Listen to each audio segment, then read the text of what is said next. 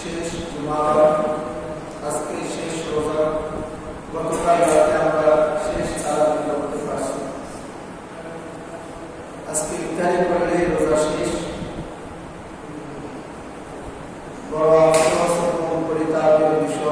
কষ্টের বিষয় যে আমাদের কাছ থেকে পবিত্র মাহে রমাদান,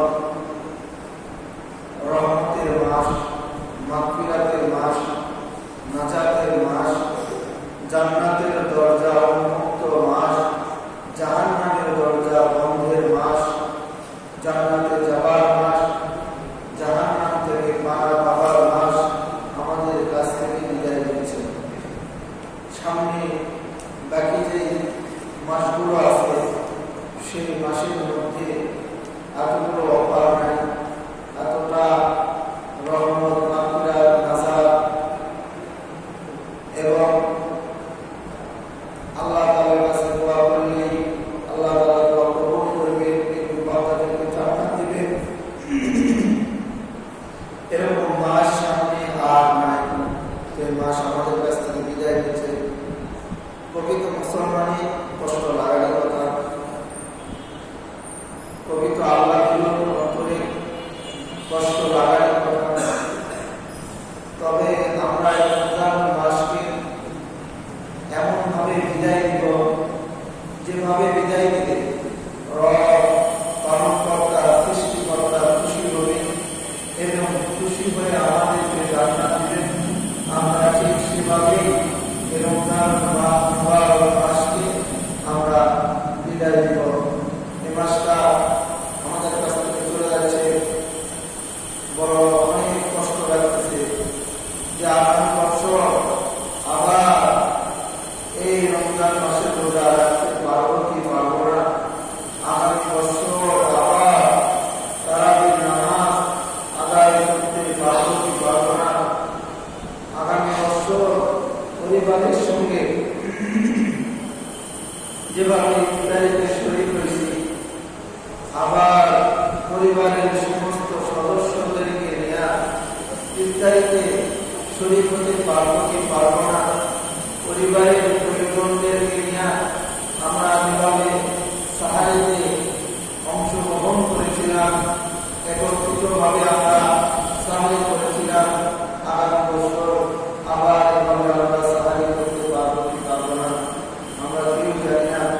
এই জন্য আমরা বিদায় মাধ্যমে ওই পালনকর্তার কাছে দোয়া করবো, রব যেন আগামী বছর আমাদেরকে আবারও রমজান মুবারক পবিত্র মাহে রমাদান যেন আমাদেরকে দান করেন।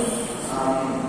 আমরা এই দোয়া করবো, কারণ আমরা প্রত্যেকেই চাই বারবার যেন রমজান আমার কাছে ফিরে আসে। এই জন্য আমরা রমজান মুবারককে সেভাবে বিদায় দিব যেভাবে রব চেয়েছেন। তো আমরা রমজানের ফজিলত সম্পর্কে অসংখ্য অগণিত হাদিস এবং কোরআনের আয়াতটা অনেকবার আপনাদের করেছে। রমজানের ফজিলত কি এবং যে জিনিসের ফজিলত বেশি, যে জিনিসের দাম বেশি, সেই জিনিসটা নষ্ট করলে, সেই জিনিসটা পালন না করলে সেই জিনিসের জন্য সাজাও বেশি। যেরকম আমরা দেখে থাকি যে বিরিয়ানি ভাত রান্না করলে আশেপাশের মানুষগুলো জানতে পারে বিরিয়ানি ভাত রান্না করছে, মজাদার খাবার। কিন্তু ওই বিরিয়ানি ভাত কিছুদিন পরে যদি রেখে দেওয়া হয়, এতটাই দুর্গন্ধ বাড়ায়, ওই বিরিয়ানি ভাতকে পানি দেওয়া পর্যন্ত পান্তা ভাত বানায় খাওয়া যায় না। তো এই জন্য যে রমজান মুবারক মাস, পবিত্র মাস, আল্লাহ তাআলার কাছে কতটা দামি মাস। আর এই রমজান মাসে আমরা যদি রোজা না রাখি, তাহলে রোজা যদি আমরা না রাখি তাহলে আল্লাহ তাআলা আমাদেরকে কি পরিমাণে সাজা দিবেন তা আমরা উপলব্ধি করলেই বুঝতে পারি যে আল্লাহ তাআলা আমাদেরকে কি পরিমাণে সাজা দিবেন।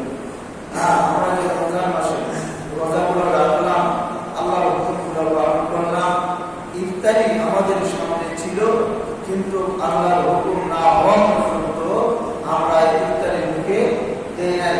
ঘরে অসংখ্য অগণিত খাবার ছিল, কিন্তু রবের ভয়ে, সৃষ্টিকর্তার ভয়ে, পালনকর্তার ভয়ে লুকা লুকাও আমরা খাবার খাই নাই, ভক্ষণ করি নাই। এই জন্য যে আমরা খোদার ভয় অন্তরে পয়দা করলাম, এই জন্য আল্লাহ তাআলা আমাদেরকে কি উপঢৌকন সেই পুরস্কার সম্পর্কে নবী করিম সাল্লাল্লাহু আলাইহি ওয়াসাল্লাম বলেন, আস-সাওমু লি ওয়া আনা আজযা বি। আল্লাহ তাআলা বলেন, রমজান হলো আমার মাস।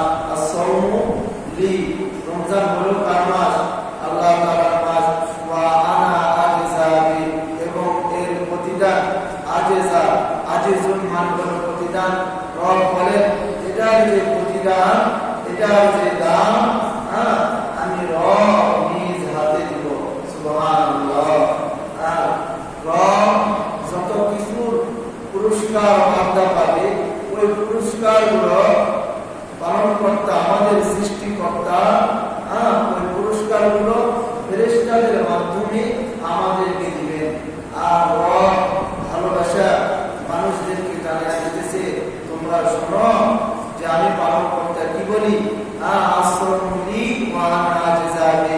রোজা হলো তোমরা আমার জন্য রাখছো, আর এই রোজার প্রতিদান আমি আল্লাহ তাআলা তোমাদেরকে নিজ হাতে দিব। দেখেন, যদি বর্তমানে আমরা এমপি বা মন্ত্রী বা প্রধানমন্ত্রী, যদি আমাদেরকে কোন মানুষ গিয়া যদি প্রধানমন্ত্রীকে বলে যে আমার কিছু জিনিসের প্রয়োজন, আমাকে কিছু জিনিস দেন, ছোট মানুষের সামনে যখন ওই মানুষটা প্রধানমন্ত্রীর কাছে চাইবে, তখন কি প্রধানমন্ত্রী 500 টাকা দিবে? আমার কথা বোঝেন। মনে করেন আমাদের বর্তমানের প্রধানমন্ত্রী তারেক রহমান, ওনার কাছে যদি কোনো দরিদ্র মানুষ গিয়া বলে যে আমাকে কিছু টাকা পয়সা দেন, আমি গরিব মানুষ, আমি দরিদ্র মানুষ, তাহলে উনি কি ওনার পকেট থেকে 500 টাকা বের করে দিবে? উনি এমন কিছু দিবে, যেহেতু পুরা বাংলাদেশের মানুষ এই নিউজটা দেখবে, উনি এমন কিছু দিবে যাতে করে সবাই সুনাম করে, যাতে করে প্রতিটা মানুষ নাম করে। একজন দরিদ্র মানুষ প্রধানমন্ত্রীর কাছে গিয়েছিলেন, আর প্রধানমন্ত্রী এমন কিছু দিছে যে আগামী যতদিন সে দুনিয়াতে থাকবে আর তার কি করতে হবে না, ব্যবসা বাণিজ্য কোনো কিছু করতে হবে না। তাহলে আপনি দেখেন, একজন মাত্র সামান্য একটা বাংলাদেশের প্রধানমন্ত্রী যদি তাকে এতটুকু উপঢৌকন দিতে পারে, পুরা পৃথিবীর পালনকর্তার সৃষ্টিকর্তা বলতেছে, ওয়া আনা আজযা বি, রমজানের প্রতিদান আমি আল্লাহ তাআলা নিজ হাতে দিব। তাহলে আল্লাহ তাআলা কি দিবেন এটা আপনি উপলব্ধিও করতে পারবেন না। সুবহানাল্লাহ। আল্লাহ তাআলা কি দিবেন এটা আমি আপনি উপলব্ধি করা আমার এই সূত্র জ্ঞানী, আমার এই সূত্র মাথায় ধরবে না, আমাদের কারো মাথায় ধরবে না। রব আমাদেরকে কি প্রতিদান দিবেন? আসেন, 2 নম্বর আমাদের জন্য প্রতিদান কি রব বলেন। এবং নবী করিম সাল্লাল্লাহু আলাইহি ওয়াসাল্লাম হাদিসের মধ্যে বলেন, যে হাদিসটা বুখারী এবং মুসলিম শরীফের মধ্যে আসছে, আন সাহাব ইবনে সাঈদ রাদিয়াল্লাহু তাআলা আনহু قال قال رسول الله صلى الله عليه وسلم إن في الجنة بابا। রাসূলুল্লাহ সাল্লাল্লাহু আলাইহি ওয়াসাল্লাম বলেন, জান্নাতের একটি দরজা আছে, জান্নাতের একটি গেট আছে। বাবান ক্বালাহু রায়্যান, ওই দরজার নাম হলো রায়্যান। ইয়াদখুলু মিনহু সাইমুনা ইয়াওমাল কিয়ামাতি, ওই দরজা দিয়ে, ওই গেট দিয়া শুধুমাত্র যারা রোজা রাখছিল ওই রোজাদাররা ওই দরজা দিয়া প্রবেশ করবে। লা ইয়াদখুলু মিনহু আহাদুন গায়রুহুম। রাসূলুল্লাহ সাল্লাল্লাহু আলাইহি ওয়াসাল্লাম বলেন, রোজাদাররা ছাড়া আর কেউ ওই দরজা দিয়া প্রবেশ করতে পারবে না। রোজাদাররা ছাড়া কেউ ওই দরজা দিয়া জান্নাতের মধ্যে প্রবেশ করতে পারবে না। ইউকালু আইনা সাইমুনা ইয়াকুমুনা। রাসূলুল্লাহ সাল্লাল্লাহু আলাইহি ওয়াসাল্লাম বলেন যে ওই দিন কিয়ামতের দিন আল্লাহ তাআলা রোজাদারকে ডাক দিয়া বলবেন, আইনা সাইমুনা, রোজাদাররা কোথায় আছো? লা ইয়াদখুলু মিনহু আহাদুন গায়রুহুম। আল্লাহ তাআলা শুধু রোজাদারকে ডাক দিবেন, আর অন্য কাউকে ডাক দিবেন না। ফাইদা দাখালু ফালাম ইয়াদখুল মিনহু আহাদুন, যখন তারা সবাই ওই দরজা দিয়ে প্রবেশ করবে আল্লাহ তাআলা ওই দরজাটা তখন বন্ধ করে দিবেন। সুবহানাল্লাহ। রাসূলুল্লাহ সাল্লাল্লাহু আলাইহি ওয়াসাল্লাম আমাদেরকে জানিয়ে দিলেন যে জান্নাতের মধ্যে একটি দরজা আছে, ওই দরজার নামটা কি বলেন তো? রায়্যান। ওই রায়্যান দরজা দিয়ে শুধুমাত্র যারা রোজা রাখবে তারাই শুধু ওই মাত্র ওই দরজা দিয়ে প্রবেশ করতে পারবে। রাসূল বলেন রোজাদাররা ছাড়া আর কেউ সেই দিন ওই দরজা দিয়ে প্রবেশ করতে পারবে না। রোজাদাররা যখন জান্নাতের মধ্যে প্রবেশ করবে আল্লাহ তাআলা সঙ্গে সঙ্গে দরজাটা লাগায় দিবে, যাতে করে বেরোজাদার যারা রোজা ছিল না ওই জান্নাতের মধ্যে যেন তারা ঢুকতে না পারে। সুবহানাল্লাহ। আল্লাহ তাআলা রোজাদারের জন্য কি সৃষ্টি করছেন? এমন একটা দরজা সৃষ্টি করছেন, জান্নাত সৃষ্টি করছেন। ওই জান্নাতে শুধুমাত্র রোজাদাররাই যাইতে পারবে। রোজাদাররা যাওয়া শেষ হওয়ার সঙ্গে সঙ্গে দরজাটা লাগাই দেওয়া হবে।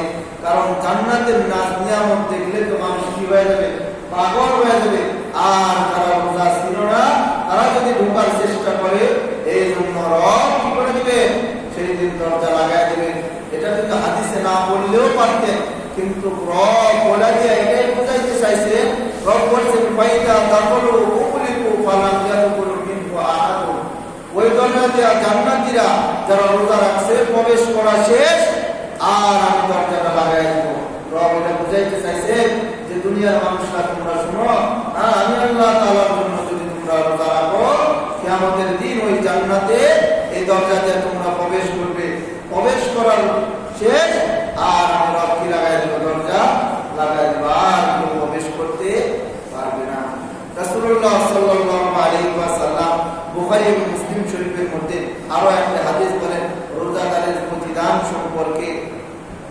আন আবি সাঈদ আল-খুদরি রাদিয়াল্লাহু তাআলা قال قال رسول الله صلى الله عليه وسلم ما من عبد يصوم يوما في سبيل الله لا بعد الله بذلك اليوم وجهه عن الله 70 فريقا। রাসূলুল্লাহ সাল্লাল্লাহু আলাইহি ওয়াসাল্লাম বলেন যে ব্যক্তি আল্লাহ তাআলাকে খুশি করার জন্য একদিন রোজা রাখবে, কয়েকদিন রোজা রাখবে? একদিন রোজা রাখবে। রাসূল বলেন যে ব্যক্তি আল্লাহ তাআলাকে খুশি করার জন্য একদিন রোজা রাখবে 70 ফরিকান। ফরিকান মানে হলো চেহারা। আল্লাহ তাআলা তার চেহারা জাহান্নাম থেকে 70 বছরের দূরত্ব পথ যত দূর হয় জাহান্নাম তার চেহারা থেকে তত দূরে রাখবে। সুবহানাল্লাহ।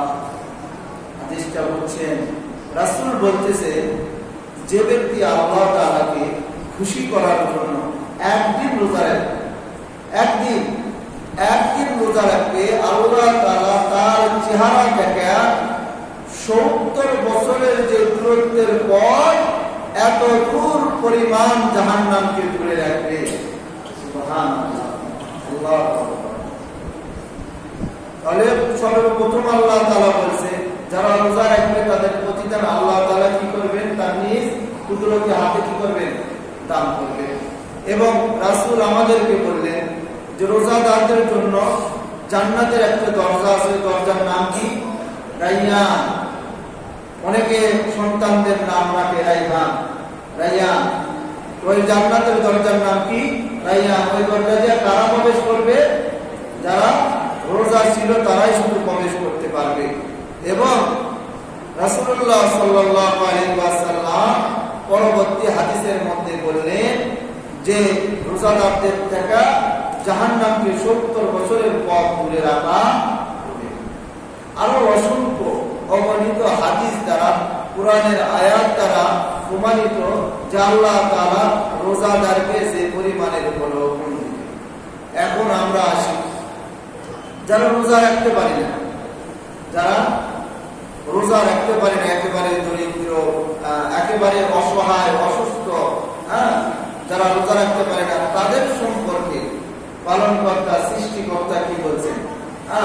আমরা শুধু মনে করি যে সবল অসুস্থ সুস্থ সবার জন্য আল্লাহ তাআলা রোজা ফরজ করে দিয়েছেন, তেমনটা নয়। আল্লাহ তাআলা সমস্ত দিকে তাকায়া বান্দার উপর একটা বিধান কি করছেন, অবতীর্ণ করছেন। যে কথা আল্লাহ তাআলা সূরাতুল বাকারার 184 নম্বর আয়াতে আল্লাহ তাআলা বলেন, আইয়ামান মা'দুদাত ফামান কানা মিনকুম মারিদান আও আলা সাফারিন ফাইদাতুন মিন আইয়ামিন উখরা ওয়া আলাল্লাযিনা ইউতিকুনাহু ফিয়াদাতুন তুআমু মিসকিন। আল্লাহ তাআলা বলেন যে রোজা নির্দিষ্ট কয়েকদিন কেন? আমি ইতিপূর্বে আপনাদেরকে বলছি, আরবি মাস হয়তো 29 হবে, নয়তো 30 হবে। আরবি মাস কোনোদিন 31 হবে না, কোনোদিন 28 হবে না। আজকে 4 উঠবে, কালকে 1, যদি 30 রমজান আজকে দিয়ে জন্য আল্লাহ তাআলা আগে বলে দিতেছেন যে রোজা হলো নির্দিষ্ট কয়েকদিন, হয়তো 29 দিন, নয়তো 30 দিন। যে ব্যক্তি অসুস্থ থাকবে, মারিদুন মানে হলো অসুস্থ, সাফারিন মানে হলো সফরে থাকবে। আল্লাহ তাআলা বলেন যে ব্যক্তি অসুস্থ থাকবে অথবা সফরে থাকবে তার জন্য সে যেন পরবর্তীতে কি করে, এই রোজাকে আদায় করে না। হয়তো বা কেউ সফরে গেছে, ঢাকাতে বা অন্য কোথাও গেছে, এই জন্য আল্লাহ তাআলা বলেন যে অন্য কোথাও গেছো, তুমি রোজা রাখতে না পারো, কোনো সমস্যা নাই, কিন্তু পরবর্তীতে কি করতে হবে, ওই রোজা তোমাকে আদায় করতে হবে, রোজার কাজা আদায় করতে হবে, কাফারা নয়। আপনি অসুস্থ, এতটাই অসুস্থ আপনি রোজা রাখতে পারতেছেন না, এই জন্য রব বলতেছে যে তুমি কি করো, পরবর্তীতে ওটার কাজা আদায় করো, কাফারা নয়। কাফারা কয়টা আগে বলছিলাম না, একটা রোজায় কয়টা, 7টা, ধারাবাহিকভাবে 2 মাস রোজা করতে হবে। কিন্তু আল্লাহ তাআলা বলে যে তুমি কি করতে পারো নাই, রোজা রাখতে পারো না অসুস্থতার কারণে, তাহলে তুমি কি করো, পরবর্তীতে ওটাকে তুমি কি করো, কাজা করো। যদি তাও না পারো, তাহলে তুমি যদি তোমার শরীরে যদি শক্তি না থাকে, তুমি যদি এতটাই অসুস্থ হও, তাহলে তুমি গরিব দরিদ্র মিসকিনকে একটা কি দাও, ফিদিয়া আদায় করে দাও। যে আমরা যে সদকাতুল ফিতর দিতেছি, এই সদকাতুল ফিতরের সমপরিমাণ একজন গরিব দরিদ্র অসহায় মানুষকে এই মূল্য আপনাকে দিয়ে দিতে হবে। কথা আমি বুঝাইতে পারলাম। যারা অসুস্থ আছে, সামনেতে সুস্থ হওয়ার আর আশঙ্কা নাই, সামনে এই মাসটা আমি আগেও বলতে পারতাম, কারণ এই মাসটা এক জায়গায় আগে বলছিলাম, দেখা ওই লোকটা কি করছিল, অসুস্থ মানুষ ছিল, ও আগে 30 দিন মানে 15 রমজানের পরে পুরা 30টা রমজানের ফিদিয়া আদায় করে গেছে। মানে এই যে এটা মনে করেন যে একটা জরিমানা নয়, এটা হলো আমি রোজা রাখতে পারি না, যাতে করে আমি রোজা রাখতে পারি না, রব যাতে করে আমাকে ক্ষমা করে দেয়, এই জন্য এটা দেওয়া। উনি 15 দিন আগে দিয়ে দিয়েছেন, পরবর্তীতে সুস্থ হয়ে গেছে, কিন্তু রব সৃষ্টিকর্তা এবং মুফাসসিরিনে কেরাম, মুফতিয়ানে কেরাম বলে যদি সুস্থ হয়ে যায় তাহলে রোজা রাখা আরম্ভ করতে হবে। এই জন্য এই মাসটা সর্বশেষে বলতে হবে, কেননা যদি আপনি বাইসান সুস্থ হয়ে যান, এজন্য বলেন যদি আপনার সুস্থ হওয়ার কোন রকমের কোনো আশঙ্কা নাই, আপনি সামনে রোজা রাখতে পারবেন না, তাহলে আপনাকে এই ফিদিয়া আদায় করতে হবে। 30 রোজার জন্য বর্তমানে সদকাতুল ফিতর সর্বনিম্ন কত, 110 টাকা। 110 দিয়া যদি গুণন করা হয় 30কে, তাহলে 3300 টাকা আপনাকে 30টা রোজার বিনিময়ে কি করে দিতে হবে, ফিদিয়া আদায় করতে হবে।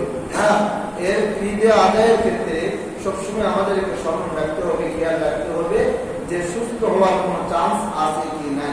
যদি না থাকে তাহলে কি করবে, ফিদিয়া আদায় করবে, আর যদি সুস্থ হওয়ার আশঙ্কা থাকে তাহলে ফিদিয়া আদায় করবে না, ওই রোজাগুলোকে কি করবে, আদায় করে দিবে। এমনিতে রাসূলুল্লাহ সাল্লাল্লাহু আলাইহি ওয়াসাল্লাম বলে, যদি রমজান মাসে কোনো ব্যক্তি একটা রোজা না রাখতে পারে, পরবর্তীতে একটা বছর যদি সে ধারাবাহিকভাবে রোজা রাখে, ওই রমজান মাসের যে সওয়াব, রমজান মাসের যে রোজা রাখার আল্লাহ তাআলার কাছে প্রতিদান, ওই ব্যক্তি আর ওই রমজানের রোজার প্রতিদান পাবে না। তাহলে বুঝতে হবে যে রমজানের একটা রোজা রবের কাছে, সৃষ্টিকর্তার কাছে, পালনকর্তার কাছে একটা রোজার কতটা দাম আর কতটা মূল্য। এই জন্য আমরা এদিকে খেয়াল রাখবো। যারা অসুস্থ তাদের জন্য আমরা ফিদিয়া আদায় করবো এবং সদকাতুল ফিতরের গত সপ্তাহে আমরা আলোচনা করছিলাম। এখনো যারা সদকাতুল ফিতর আদায় করেন নাই, ঈদের নামাজের আগে আগে সদকাতুল ফিতর আমরা আদায় করে দিব। ঈদের নামাজের পরে সদকাতুল ফিতর দিলে ওটা সদকাতুল ফিতর হবে না, ওটা একটা সাধারণ দান হবে।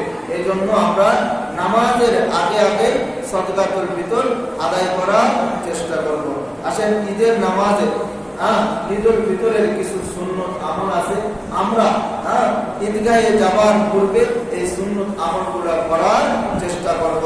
নবী করিম সাল্লাল্লাহু আলাইহি ওয়াসাল্লাম এই সুন্নত আমলগুলো করছেন এবং আমাদেরকে বলে গেছেন। 1 নাম্বার হলো ঈদুল ফিতরের দিনে গোসল করা, 2 নাম্বার হলো মিসওয়াক করা। রাসূলুল্লাহ সাল্লাল্লাহু আলাইহি ওয়াসাল্লাম বলেন, as-siwaku fi ইয়াউমিল ঈদাইনি সুন্নাতুন। ঈদুল ফিতরের দিনে মিসওয়াক করা হলো সুন্নাত। মিসওয়াকের এতগুলো ফজিলত আছে, এতগুলো ফজিলত আছে, ফজিলত বলে শেষ করা যাবে না। সর্বশেষ ফজিলত হলো যে ব্যক্তি ধারাবাহিকভাবে মিসওয়াক করবে, মৃত্যুর সময় তার কালিমা নসিব হবে। এজন্য আমরা মিসওয়াকের আমল করব। আর মিসওয়াক সম্পর্কে তো রাসূল মিসওয়াক করেই তো একটা যুদ্ধকে জয় করে ফেলছেন। আমরা অনেক শুনছি যে যুদ্ধ কি করছে, মিসওয়াক করে জয় করে ফেলছেন, কি যুদ্ধকে জয় করে ফেলছেন। এই জন্য আমরা মিসওয়াক করব। 3 নাম্বার হলো আমরা সুগন্ধি ব্যবহার করব। 4 নাম্বার হলো আমরা উত্তম পোশাক পরিধান করব। পোশাক পরিধান করব, উত্তম পোশাক, ভালো পোশাক আমরা পরিধান করার চেষ্টা করব। নতুন পোশাক পরিধান করতে হবে তেমনটা নয়। আপনার ঘরের মধ্যে যে সমস্ত পোশাক আছে ওগুলো পোশাকের মধ্যে শালীন পোশাক, ভালো পোশাকের মধ্যে অন্যতম যে পোশাক, সেই পোশাক পরব। আজকে আমরা জুমার দিন এবং ঈদের দিনে ওই সমস্ত জামাগুলো পরি না যেগুলা খরিদ করি টাকা দিয়া, ওগুলা দিয়ে আমরা বিভিন্ন জায়গায় বেড়াতে যাব, অমুক জায়গায় যাব, ওগুলাতে পরি। কিন্তু রাসূল বলছে যে তোমার ঘরের মধ্যে যেই পোশাকগুলো আছে, পোশাকের মধ্য থেকে সবচাইতে উত্তম যে পোশাক, সেই পোশাকটা পরার জন্য রাসূলুল্লাহ সাল্লাল্লাহু আলাইহি ওয়াসাল্লাম আমাদেরকে বলছেন। পোশাকের কথা বলতে গিয়া হযরত ওমর রাদিয়াল্লাহু তাআলা আনহুর কথা মনে পড়ল। হযরত ওমর রাদিয়াল্লাহু তাআলা আনহু অর্ধ পৃথিবীর বাদশা ছিলেন। অর্ধ, পুরা পৃথিবীকে যদি আপনি 2 অর্ধেক করেন, হয় অর্ধেক যতটুকু হয়, এই অর্ধেক পৃথিবীর বাদশা ছিলেন কে? হযরত ওমর রাদিয়াল্লাহু তাআলা আনহু। ওমর রাদিয়াল্লাহু তাআলা আনহু বাড়িতে আসেন। হযরত ওমর রাদিয়াল্লাহু তাআলা আনহু স্ত্রী বলতেছে, আপনি তো অর্ধ জাহানের বাদশা, আপনি অর্ধ জাহানের বাদশা, আপনাকে দেখে সবাই কি করে? ভয় করে। সহজে কেউ গুনাহ করতে চায় না, শয়তান পর্যন্ত আপনাকে দেখে ভয় করে। আপনার যে সন্তানগুলো আছে, আপনার সন্তানের কারো আজকে নতুন কাপড় নাই। আপনি অর্ধ জাহানের বাদশা। অর্ধ জাহানের বাদশার সন্তান যখন ঘর থেকে বের হবে, তার গায়ে যখন নতুন পোশাক দেখবে না, তখন অন্যান্য যেই বাচ্চারা নতুন পোশাক পরবে, তারা বলবে, তোমার বাবা তো অর্ধ জাহানের বাদশা, আজকে তোমার গায়ে নতুন পোশাক নাই। এই জন্য স্ত্রী হযরত ওমর রাদিয়াল্লাহু তাআলা আনহু বলতেছে, আপনি আপনার সন্তানকে, আমাদের প্রয়োজন নাই, আপনার সন্তানকে একটু নতুন কাপড় কিনে দেন। স্ত্রীর কথা শোনার পরে ওমর রাদিয়াল্লাহু তাআলা আনহু একটু খারাপ লাগছে। খারাপ লাগার পরে ওমর রাদিয়াল্লাহু তাআলা আনহু চিঠি লিখলেন। চিঠি লেখা পাঠাইলেন, অর্থমন্ত্রীর কাছে পাঠাইলেন। যে সাহাবী ছিলেন, সাহাবীর কাছে পাঠানোর পরে সাহাবী দেখলেন যে ওমর রাদিয়াল্লাহু তাআলা আনহু আগামী 1 মাসের ভাতা চাইছে। আগামী 1 মাসে যে টাকাটা পায় ওই টাকাটা চাইছে। প্রথমে উনি ওই চিঠিটা দেখছেন, দেখার পরে এতটাই কান্না করছেন, এতটাই খারাপ লাগছে। যিনি অর্ধ পৃথিবীর বাদশা, তার সন্তানের কাপড় নাই, তার কাছে টাকা নাই, আজকে তার ঘরে খাবার কেনার মতো টাকা নাই। উনি দেখে এত পরিমাণে কান্না করছে, কান্না করার পরে চিঠির অপর পৃষ্ঠায় লিখছে যে আপনি যদি আগামী একটা মাস বেঁচে থাকেন এই গ্যারান্টি দিতে পারেন, তাহলে আমার কাছ থেকে অর্থ নিয়ে যাবেন। এবং উনি লিখতেছে আর কান্না করতেছে, লিখতেছে যে আগামী একটা মাস যদি জনগণ আপনাকে এই অর্ধজাহানের বাদশা রূপে রাখে, তাহলে আপনি কি করেন, আমার কাছ থেকে অগ্রিম মাসের টাকাটা নেবেন। হযরত ওমর রাদিয়াল্লাহু তাআলা আনহুর কাছে ওই চিঠিটা যখন গেছে, চিঠিটা যাওয়ার পরে ওমর রাদিয়াল্লাহু তাআলা আনহু বুঝতে পারছে যে চিঠির জন্য আমি যাকে গভর্নর দিলাম, অর্থমন্ত্রী বানাইলাম, উনি চিঠির জন্য নতুন কোনো পৃষ্ঠা খরচ করে নাই।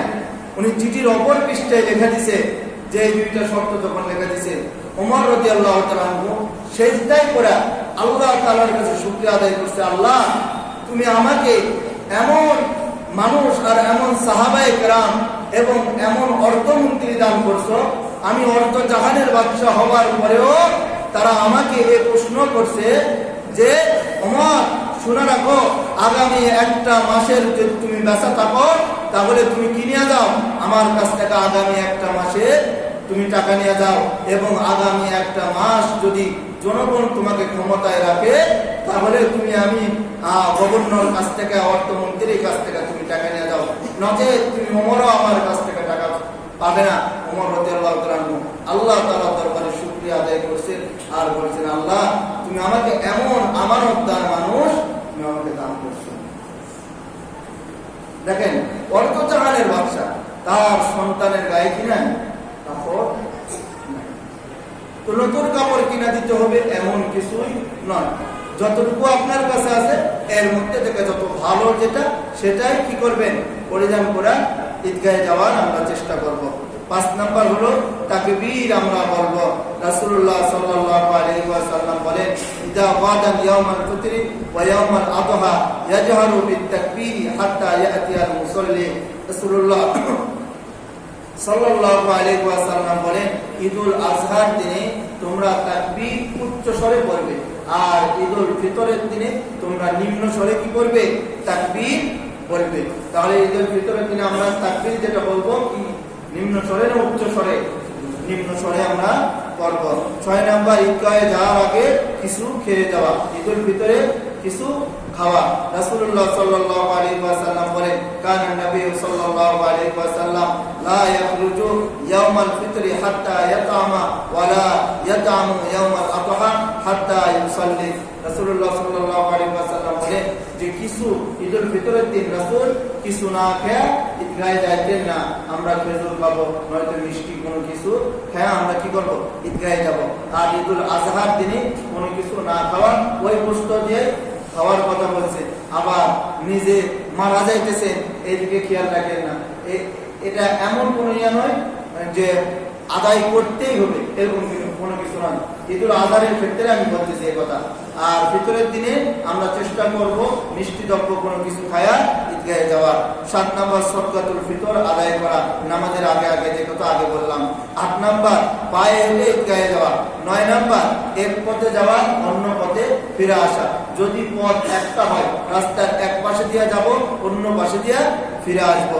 10 নাম্বার, ঈদগাহে গিয়ে আগে নামাজ না পড়া, ঈদগাহে গিয়ে আগে নামাজ না পড়া। এবং 11 নম্বর হলো মনোযোগ সহকারে খুতবা শ্রবণ করা। 12 নম্বর হলো শুভেচ্ছা বিনিময় করা, যেটা রাসূলুল্লাহ সাল্লাল্লাহু আলাইহি ওয়াসাল্লাম হাদিসের মধ্যে বলেন, তাকাব্বালাল্লাহু মিন্না ওয়া মিনকা। এই কথা বলে শুভেচ্ছা বিনিময় করা। আমরা এগুলোর দিকে খেয়াল রাখবো। আমি আর একবার বলতেছি, যেহেতু ঈদ বছরে 2 বার আসে, ঈদ বছরে 2 বার আসে, কিন্তু আমরা এই 2 বারের যে অলসতার প্রমাণ দিই, আমার মনে করি যে ঈদ আমাদের না আসলেও চলবে। ঈদগাহে আমরা এত পরে যাই, এত অলসতা আমরা দেখাই, যা বলার অবকাশ রাখে না। দেখে অন্যান্য ধর্মের যে লোকেরা, তারা তাদের ধর্মের উৎসবকে এত সুন্দর করে পালন করে, আর আমরা মুসলমানরা ঈদগাহে যাওয়ার সময় এ বের হইতেছে না, এ আসতেছে, ও আসবে, সে আসবে, এমন পরিস্থিতি। ভাই, ঈদ তো বছরে মাত্র 2টাই দান করছে। রাসূল সাল্লাল্লাহু আলাইহি ওয়াসাল্লাম বলেন, ঈদুল ফিতর আর ঈদুল আযহা, এই দিনেও যদি আমরা অলসতার প্রমাণ দেই, তাহলে আমরা অলস জাতি, এটা প্রমাণিত হয়ে গেছে। এই জন্য আমরা চেষ্টা করব প্রথম কাতারে যা বসার আমরা কি করব, চেষ্টা করব। ঈদ আল্লাহ রসুল আমাদেরকে দান করছেন, যেভাবে আদায় করলে, যেভাবে ঈদ পালন করলে আল্লাহ এবং তার রসুল খুশি হবে, আমরা সেভাবে ঈদ উদযাপন করার কি করব, চেষ্টা করব। এই জন্য আমরা দ্রুত ঈদগাহে যাওয়ার চেষ্টা করব। এবং ঈদগাহে যাওয়ার পরে বিশেষ করে বর্তমানে যে একটা রোগ দেখা দিছে, ঈদগাহে যাওয়ার পরে আগে বন্ধু বান্ধবরা মিলে আগে সেলফি উঠাইতে হবে। ঈদগাহের মাঠে আল্লাহ তাআলা বলতেছে যে ঈদগাহের মাঠে যাবার পূর্বে দুই সাইডে ফেরেশতারা দাঁড়ায় থাকে, আর ফেরেশতারা বলে যে যাও তোমরা ঈদগাহের ময়দানে, ওখান থেকে তোমরা ক্ষমা ঘোষণা করে নিয়ে আসো। আর আমরা ঈদগাহের ময়দানে গিয়ে আমরা সেলফি তুলতেছি, হুজুর ওয়াজ করতেছি আর আমরা সেলফি তুলতেছি। এই জন্য আমরা এদিকে খেয়াল রাখবো। আল্লাহ তাআলাকে খুশি করতে গিয়া যেন শয়তানকে খুশি করে না ফেলি। শয়তান কিন্তু ঈদের দিনে সারা পাবে, এই জন্য খেয়াল রাখেন সারা পাইলে যেন সে এমন কিছু করে না বসে, বা আপনি যেন এমন কিছু করে না বসে, এমন ভাবে গান বাজনা বাদ্যযন্ত্র এগুলো যেন বাজায় না। আপনি যদি গান শুনতে এতটাই মনে চায়, আপনি নিজে গুনাহ করেন, অন্যকে গুনাহ করায়েন না। আপনি জোরে গান বাজাইতেছেন, পাশে দিয়ে যারা যাইবে, যারা শুনতে পাবে, এই যে তারা শোনার পরে, গান শোনার পরে যে অন্তরের মধ্যে একটা অন্যরকম ভাব চলে আসে, মনের মধ্যে ভালো লাগে বা অন্যরকম আসে, এই যে এই গুনাহের ভাগীদার আপনি নিজে বলেন। অর্থাৎ গুনাহ যদি করতেই মনে চায়, আপনি নিজে গুনাহ করেন। আর ঈদগাহের ময়দানে আল্লাহ মাফ করে দিবেন এবং বান্দাদেরকে সেই দিন উপঢৌকন দিবে যে রোজা রাখছি আমরা, এই রোজার যে প্রতিদান ঈদগাহের ময়দানে আল্লাহ তাআলা আমাদেরকে দান করবেন। এই জন্য ওই ঈদগাহের ময়দান থেকে আমরা নিজেদের গুনাহকে মোচন করে নিয়ে আল্লাহর খাঁটি বান্দা হয়ে যেন নিজের নামটা জান্নাতের খাতায় লিখা যেন বাড়িতে আসতে পারি, এই তৌফিক যেন আল্লাহ তাআলা আমাদেরকে দান করেন। এই জন্য আমরা এদিকে খেয়াল রাখবো। যা কিছু বললাম, আল্লাহ তাআলা সর্বপ্রথম আমাকে আমল করার তৌফিক দান করুক, সাথে সাথে বুঝা আপনাদেরকেও আমল করার তৌফিক দান করুক। যারা সুন্নত পড়ি নাই, আমরা সুন্নত